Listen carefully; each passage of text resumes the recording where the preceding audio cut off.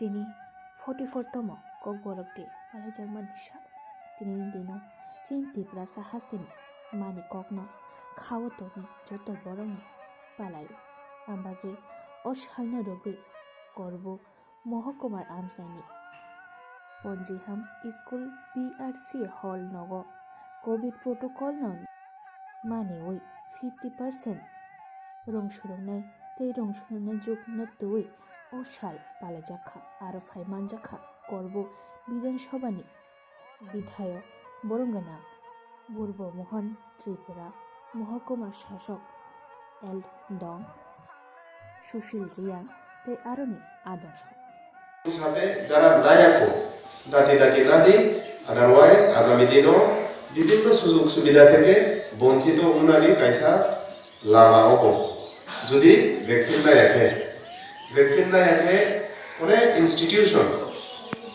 Airport বিভিন্ন যানবাহনের মধ্যেও নরকম অসুবিধা অনুমান রেজাল্ট কাহাম থাইলাই স্কুল কাহাম এডমিশন থাকি মানলা ও হাইব সমস্যা ফাইমানলা ফাইলাই হিনি আনসারে ফাইমানলা তখন অসুবিধাতে যাতে পরিস্থিতিতে আজকে যে ৪৪তম kokborok দিবস পালিত হয়েছে যে আপনারা মেনটেন ভাবে করেছেন আমি আপনার কাছে দুইটা প্রশ্ন করতে চাই যে এই মহকুমারের যে করোনা পরিস্থিতি দিন দিন তো বাড়ছে আপনার দুইটা মানে কথা চাই যে কিভাবে মানুষ কিভাবে নিয়মে চলতো করোনা পরিস্থিতিতে। আচ্ছা, করোনা নিয়ে অ্যাকচুয়ালি আমাদের প্রশাসনের তরফ থেকে যথেষ্ট অ্যাওয়ারনেসের প্রোগ্রাম আমরা চালাইছি। গতকাল আমি নিজেই বৈরাগী দোকান উত্তর একছড়ি বাজারে মাস্ক এনফোর্সমেন্টে ছিলাম।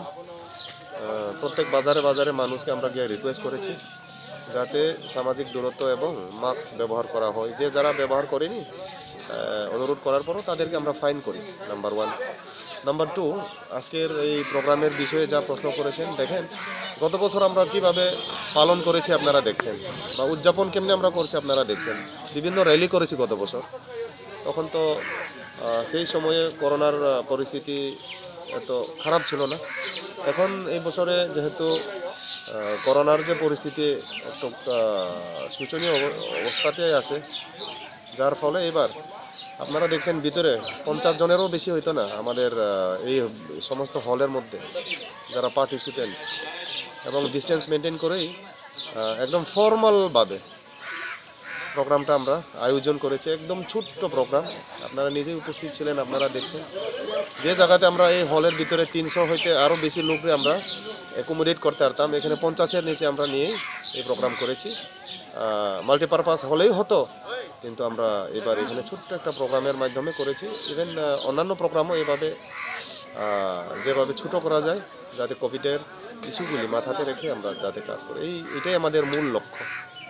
Thank you sir. Thank you.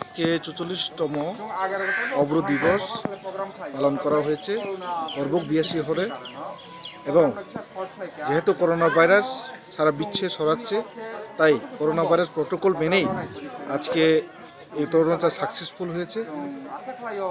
তাই আপনারা যারা মিডিয়া, তারাও আপনারা এই পৌঁছাবেন যে নিউজটা, যাতে করোনা ভাইরাসটাতে যাতে না ছড়ায়, এইভাবে আপনারা থাকার জন্য অনুরোধ করছি। আপনার পরিচয়?